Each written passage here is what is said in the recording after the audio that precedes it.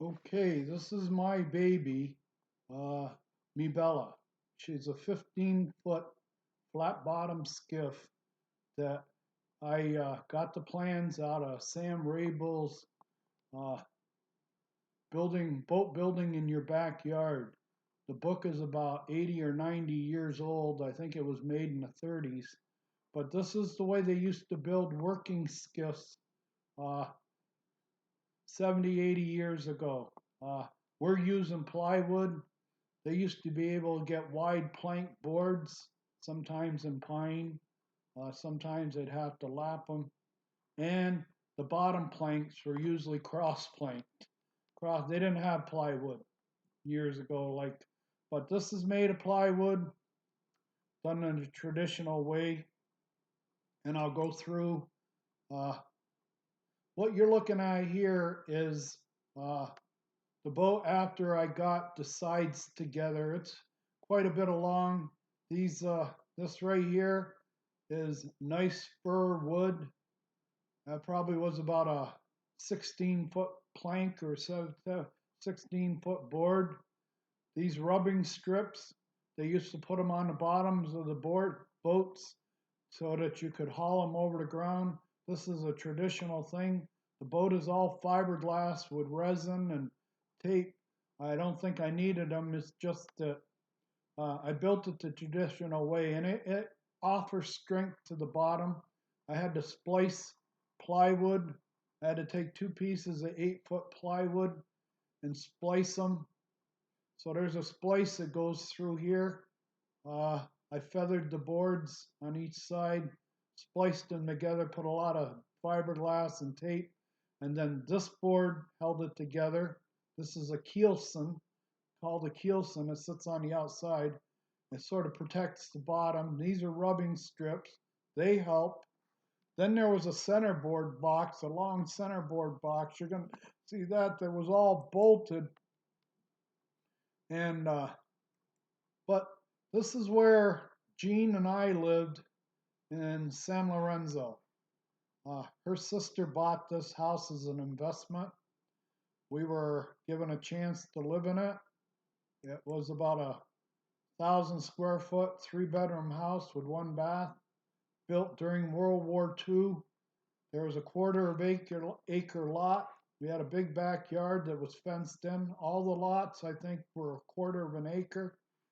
World War II, Bohannon built these houses, but we had a covered patio. And when we moved in, uh, I've always wanted to build a boat my whole life. Uh, and I built one in New York, a guide boat already with my dad. Uh, but what you're looking at here, and the first thing is you're going to see in these pictures a lot of the back patio. But I started with building the sawhorses first. Okay, I needed sawhorses, and I built sawhorses and this bench. This bench right here, I built first. Uh, I've been in a few woodworking projects. You have to have work and you have to have support. These sawhorses were high quality wood. I went out and got good wood, and they're great design. They stack on top of each other. They have a shelf underneath with a fence on both sides, and so the uh, the workbench was the same.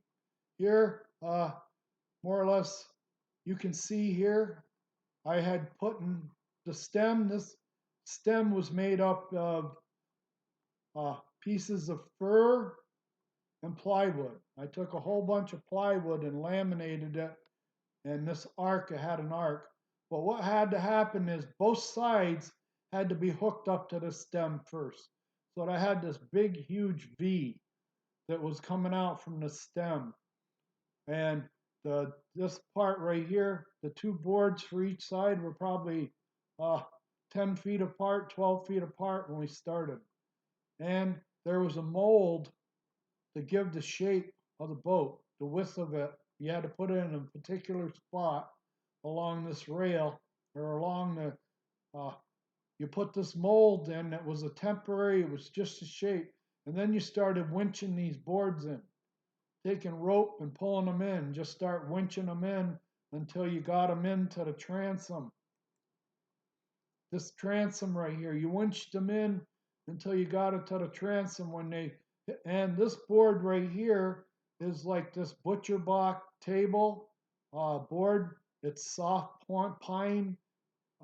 It's not a hardwood. It's not very durable. But the first thing I did before I cut out the transom is I drew it out on the board where the transom dimensions here, and I glassed it on both sides with fiberglass to give it a little more strength. And then I reinforced it front and back with pieces of wood to give it more strength so that any bolt or anything you put into it, you were distributing with another kind of wood, a harder wood like fir. But you hooked it to the thing and then you had the basic shape. Then I had to take pieces of wood like this and spring them inside. From here all the way to the front had to be sprung and fastened inside of the sides. And then they had to be planed down to where they were flat so that I had something to nail the bottom onto. I took this big rectangular piece of board that was like almost 16 feet by 8 feet, and I laid it on top of here, and I traced it out. Then I took it off and cut it out, leaving a little bit to trim off, and put the bottom back on, and then nailed through the bottom into that what they call chine log that I had put inside on both sides. It was a lot of work. A lot of guys at work. I was working for United Airlines as a mechanic in Oakland. Here, one of my favorite pictures. She's really pretty there. I had been sailing on the estuary in Alameda. The Alameda estuary runs between Alameda Island and Oakland. And they had the tubes. You had a bridge and a tube. You could go under the escalator at one end or go over it. The estuary, you could go under it in a tube. On the west end and on the east end, you could go over a bridge. But this estuary was protected water. The wind usually blew down the estuary, and I had just gotten done about a 2-hour sail. I sailed up this way, beaten all the way, getting a little advantage each time, and then when I decided to come home, I just turned around and ran all the way down to here. And I got out, and because the wind was blowing the same direction to sail the boat and everything, I was able to leave the sail up with no problem, and I took some pictures. But MiBella is her name. I'm very proud of her. This is our backyard. This was good living. That mast, I made the mast out of 2 long fir 2x4s, not a knot in them, clear, straight fir. I had clamped them together along a string to make sure they were straight. Here we are. Here's that bench again. That bench had feet on it. I put column pads on each foot of the bench. I made a storage shelf. I put a fence along the storage shelf. This was like a vise that I could clamp. Here's my other vise here if I had to do any clamping.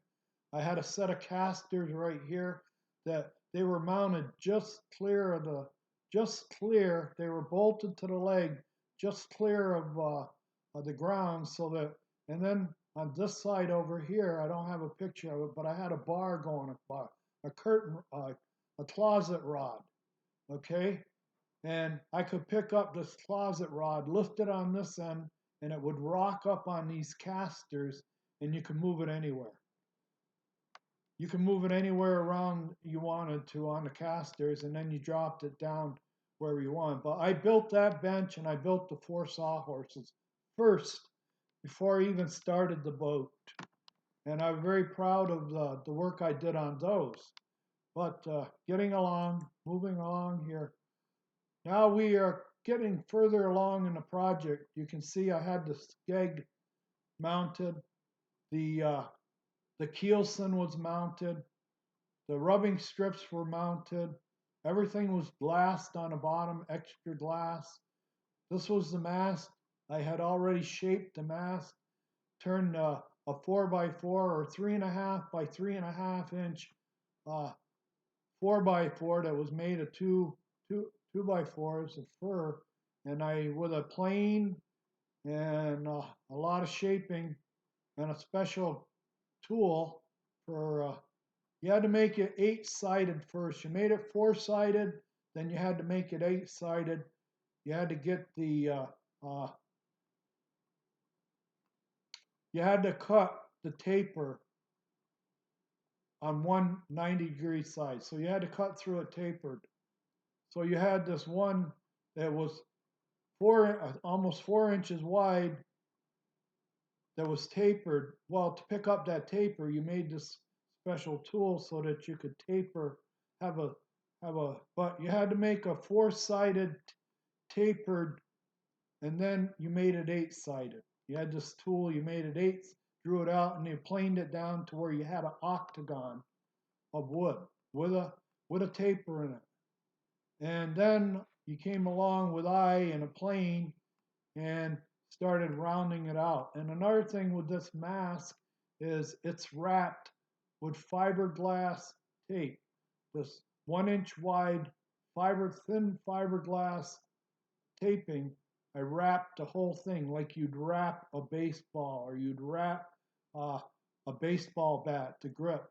The whole length, a couple of layers.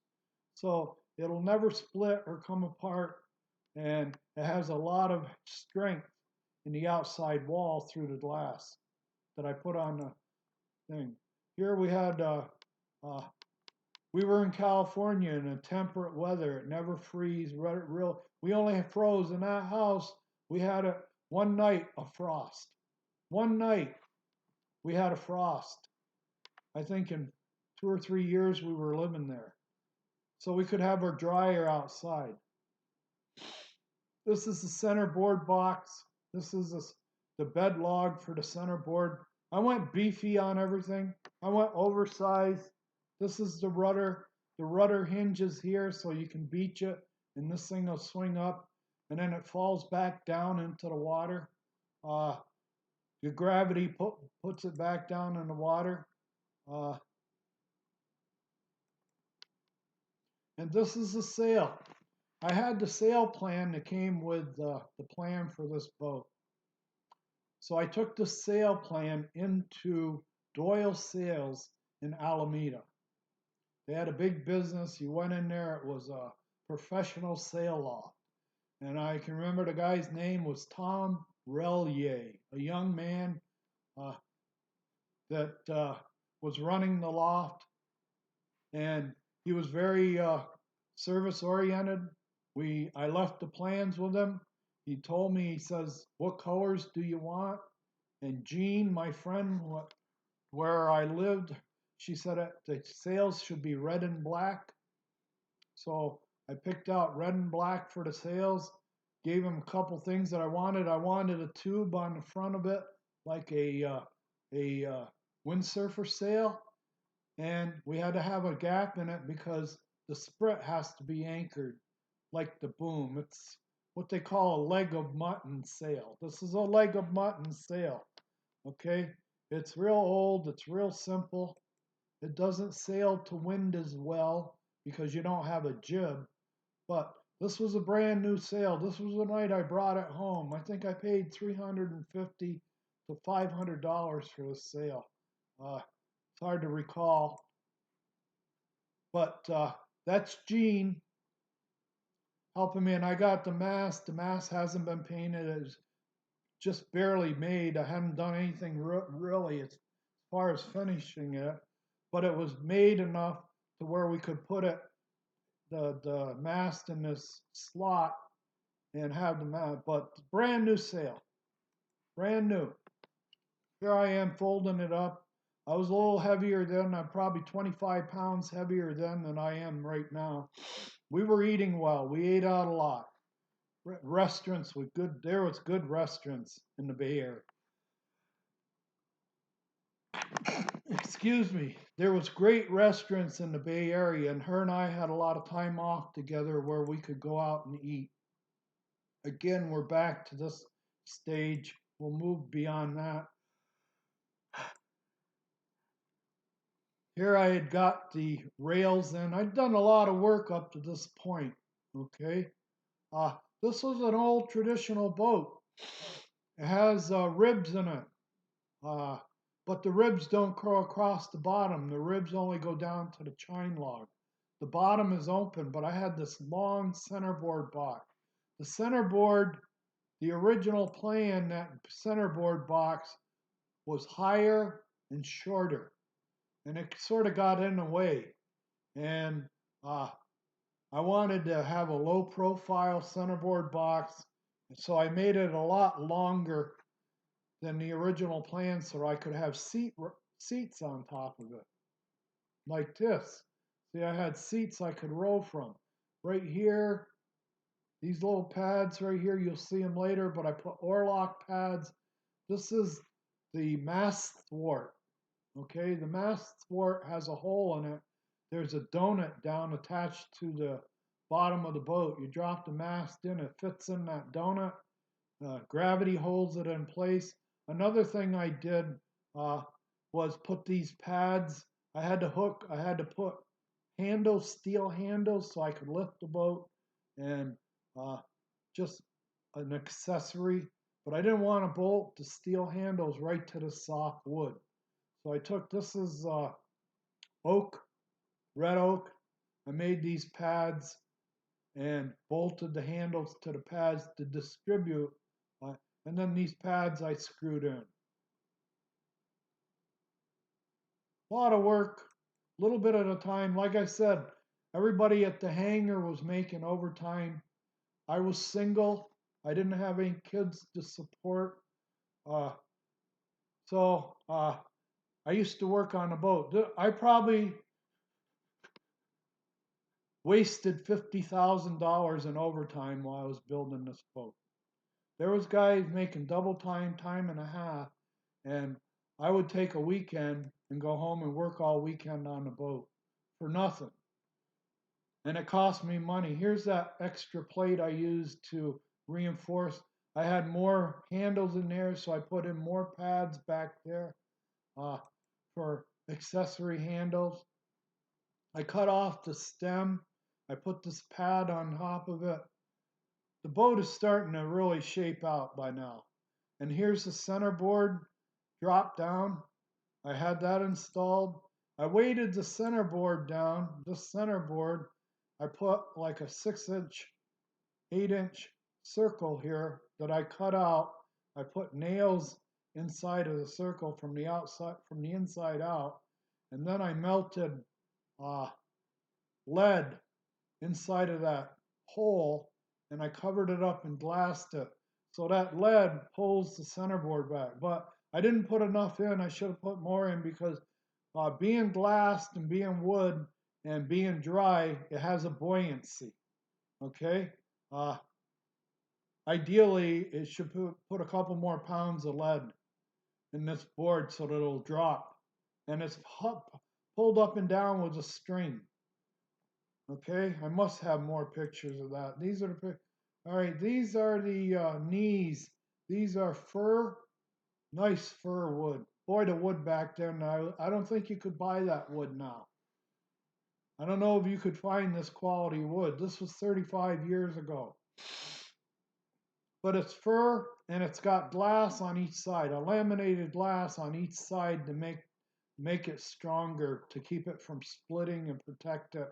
But each one of these knees, these are the transom knees that go in the corner.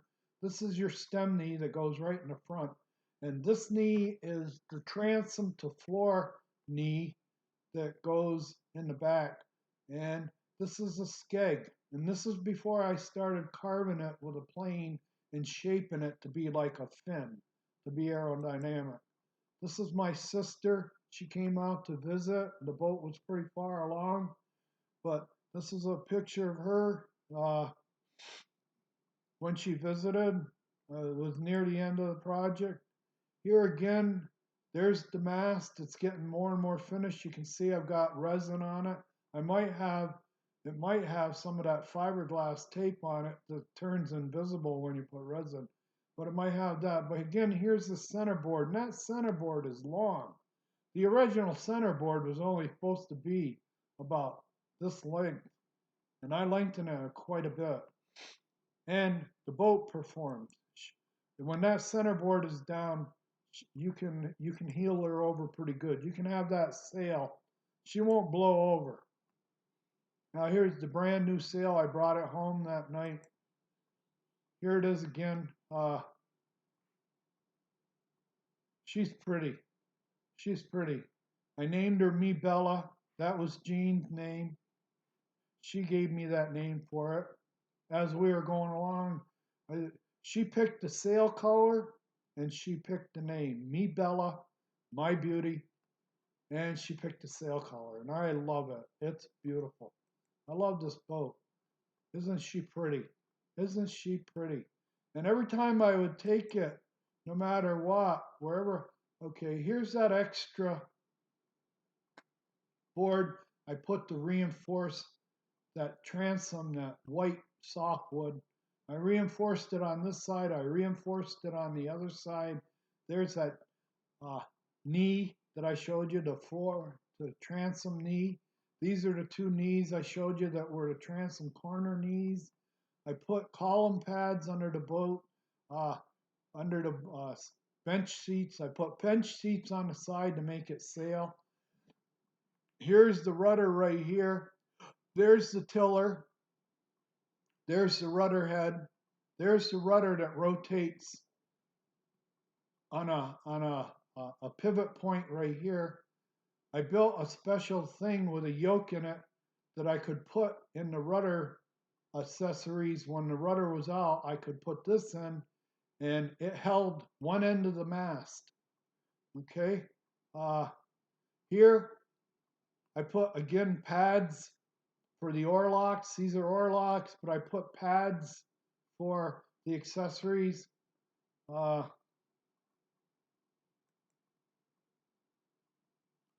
Here's the oars. I made the oars out of closet rod and plywood. The paddles were made out of plywood, and I fiberglassed everything. Here's the mast. Here's the boom sprit, and I took a closet rod on that and tapered both ends of a closet rod with a plane. This centerboard box, this cleat right here, and there's a pulley down here, so the rope comes down the mast through this pulley to this cleat, and that's what tightens up the sail. If you want to loosen the sail, you uncleat that, and you let the spirit move forward. That takes the tension out of the sail. But when you want that sail to be pulled back hard and the camber taken out of it and flatten it out, you pull it and then cleat it off here, and this sprit pulls the sail back. I did this. How many times have I done this? Okay, we'll move on. That's launch day. This is a friend I worked with. This guy I owe a debt to. He was married to my friend of 30-some years, 36 years now. We've been friends. But he introduced me to her. He was married to her sister. Okay, and I worked with him night after night. Guy's a great mechanic. He's from Greece. As a car mechanic, he's very intelligent. I had a 280Z. The guy, that's how we became friends. I could always count on him. Any question I had about my car, he immediately knew where to go and how to fix it. And we became friends. But he told me, he says, I have a sister-in-law who's very nice looking. She dresses nice. She's always good looking. a real knockout. And I said, well, introduce me to her. So he gave her my number, and she called me, and we talked. The first time we ever talked, we talked for about 2 hours straight. And it ended up being a relationship of over 36 years we've been friends. But that was Constantine. We'll get to him later. Here's where I parked it. Here's where it lived next to the house when it was finished.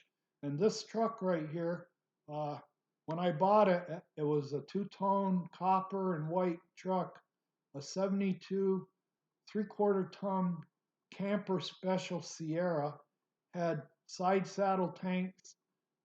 Whoever had it set up for camping, they had a camper on it. They put in homegrown side tanks to assess the tank behind the seat. So it was set up. But when I bought it, the engine was shot. So I changed the engine, and I went out and bought a remanufactured 403 engine, like a 396, big block GMC engine, 403. They only made them for a couple of years. So this thing had plenty of juice to pull this boat. They hardly knew that the boat was back there. The weight of the tongue or the weight of the boat. The thing didn't even know it was there. Ran really good. And because of the flat bottom and the skeg, I could have put the boat, moved it more back on the trailer, but I thought my logic for moving the boat back, okay, here we are, the first time we ever sailed it. We got it out, we got it in deep enough water, we've got the centerboard down. I don't know if he's got the rudder in his hand. No, he doesn't. But we're trying to get it to where I'm ready to jump into this and go sailing. We've got the sail more or less rigged, the spreet up, and we're ready to go. This was Lake Chabot in Livermore, California, man-made lake. Here I'm rowing out, seeing how she rows with Constantine. Fun day. We had a great day. The ladies were there. His wife, Linda, Jean was there. There's the Doyle Sail logo on that. And that sail right now is just as good a shape as it ever was. I'm getting water out of the boat here. Sometimes you get water in the boat. But here we are. We're actually sailing. He and I are actually sailing here. The wind wasn't too strong that day. But here's Constantine, my friend Jean, and I. Like I said, I was 25 pounds heavier than I am right now. And this was about 1980, 88, 89. I would say this was 1988, 89, maybe 90 that we did this. That was the first day we put it in the water. Here's the boat parked out in front of where we used to live, or the neighbor's house. That's the neighborhood. This is World War II housing. All right, cookie cutter houses, one after another. A development. Here's the inside of the boat. This is how many screws I used. Every one of these white mushrooms is a screw that went into the keelson from the inside to the outside board. I used a lot of these nails. What do you call them? Drywall nails, something like that, to anchor it. 1-inch nails. Okay, there's Constantine. We'd just gotten it off and that trailer was brand new. I went to a trailer vendor there around Oakland and bought a brand new galvanized trailer. I think it was like $1,600 or $1,700. Now this picture is a few years later. This is after we brought it to New York. This picture was taken on the Upper Saranac Lake. We were camping at Fish Creek. The The family put a a family vacation together. Well, we had a campsite, uh, and we had this boat, and we camped at Fish Creek for 3 or 4 days. Beautiful place, beautiful place. And look at that flat water. Uh, I was out trolling in the morning for fish. There's other people out in the morning. This is morning mist. This is probably before 7 o'clock in the morning at Fish Creek. The water's warm, the air is cold, so that's why you got that mist. This was near the end of August. Water's really warm and flat. Look at that. You have rivers in the Adirondack. The rivers that connect the Saranac Lakes, the river that connects the lower and middle Saranac has a lock between it. You travel like this for a couple of miles on a flat water river, and then you come to a lock. And if you don't want to wait for them to open and close the lock, if you have a canoe or something, kayak that you can pick up, there's a carry. You just take the thing out of the water, put it on your shoulder, and carry it up the slope, and you put it in the water. But a bigger boat, you got to go through the lock. Like I said, this is my friend Constantine. Uh, he really helped me a lot in a lot of technical things. I was having trouble with my 280Z. Uh, the guy, very intellectual person, very intellectual person. But there, the stem was built up, made out of fir and plywood. I made, cut it, I got a wide piece of fir and I just cut this gentle slope out of it. And then on both sides of the fir, I put like 3/8 inch plywood uh, to reinforce the fir. So it's a laminated stem, but it had a little bit sticking out extra. And I had to cut that off. I didn't know what to do with it, so I cut it off and put a pad on top of it. And here we go again, I did it again. I have trouble with these buttons. I use wrong buttons to advance it. Okay, here it is, the backyard. And we're back where we started. But that's my presentation. Uh, I'm experimenting with my OBS uh, program. I spent all day yesterday trying to figure out how to do this program, and I hope it works. But I wanted to get this about this boat. I made a slideshow with every picture you just saw. I did a slideshow. Uh, now I was able to put my audio and my picture on it. But I was going to use this as a tender for my sailboat back in New York. It's 15 feet long. I was going to, every time I wanted to use the sailboat, I was going to drive this on a trailer, drop it in the water at a marina real close to where the boat was moored. Then I was going to motor this down to the boat, my sailboat, and I did this. I used it for a tender once. I was out sailing on Lake Champlain with this one day. I was out sailing and I ran into another sailor out there, and he had a boat that had the twin keels. Uh, so I was interested, and he invited me. He says, "Why don't you sail with me?" And he said, "We'll tie this up. We'll tie this, and we'll drag it along." So I stowed the sail. I stowed it, put everything, jumped in his boat, and this boat we towed around the lake with his boat all day. And the boat hardly even knew it was there. This thing only weighs a couple 100 pounds, and it's kind of seaworthy. So I knew I could use it as a tender for my boat in Port Henry, but we ran into a curveball at the motor vehicle department. I didn't have a title. I had a registration for the trailer, but I didn't have the title for the trailer. And in New York, when you're dealing with the motor vehicle in New York, you got to have all the I's dotted and the T's crossed. But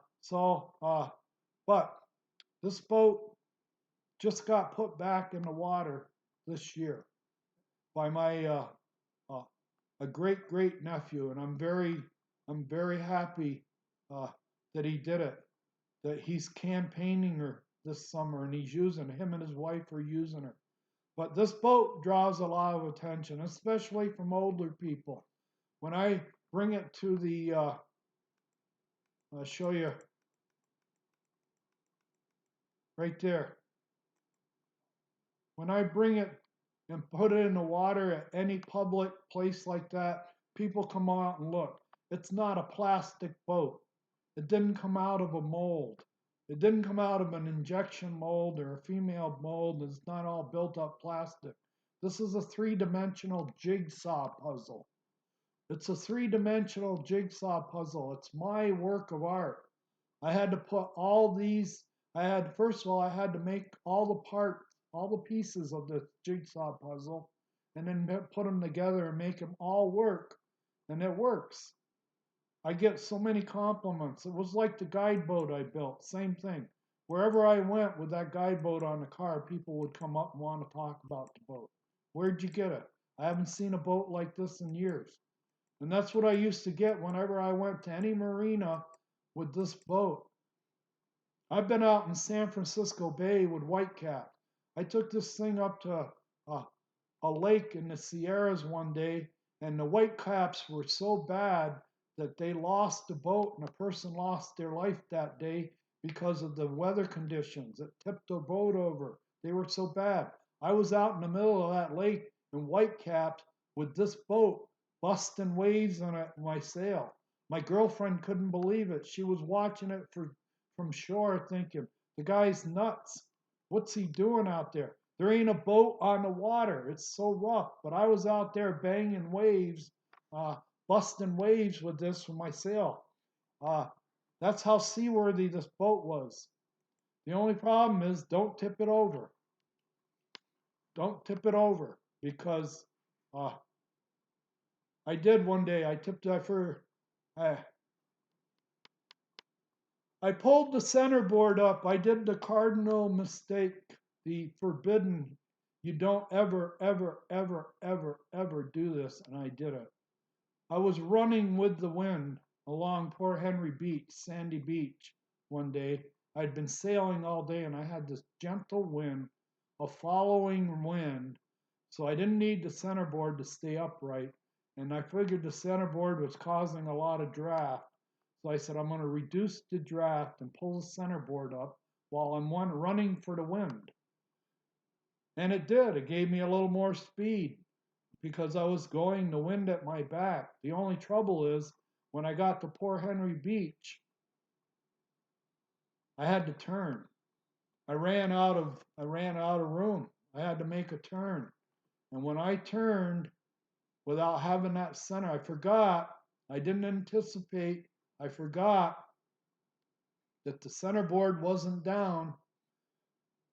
And when I made a turn across the wind, this boat next to the beach, 50 feet off the beach, went over instantly. Instantly, it went over with that centerboard up and a full sail. It just flipped me. I was filled with water. Now I had a bathtub and I couldn't bail it out. It was sitting just above the water. This rail was sitting and these knees were sitting about an inch above the water, filled. And I couldn't bail it. Every time I tried to bail it, if I put any weight on it, it brought more water in it. So I couldn't bail it out. It was filled with water. I couldn't move it, pull it, or anything else like that. I was dead in the water. Thank God I was close to the beach because there was a bunch of kids. A bunch of kids finally saw my predicament. They all, young and strong, they swam out to me to 50 feet and helped me drag this bathtub filled with water into the beach where I finally got the water out of it, bailed it off, and I was gone. But when I think that I was out in the middle of San Francisco Bay with this boat, and I was out in the middle of this other lake up in the Sierra in this boat, and I've been out in Lake Champlain busting waves and whitecaps with it, out in the middle of Lake Champlain, it curled my hair. It sent a chill up my spine when I saw how easy that boat was to blow over and how hard it was to bail out. At any time, if I would have tipped a boat over on any of those big lakes when I was out in the middle of the lake, I would have been doomed because I couldn't bail it out. I couldn't get the water out of it because there's no flotation. That's the only bugaboo, that's the only drawback of this boat. There's no flotation. Okay?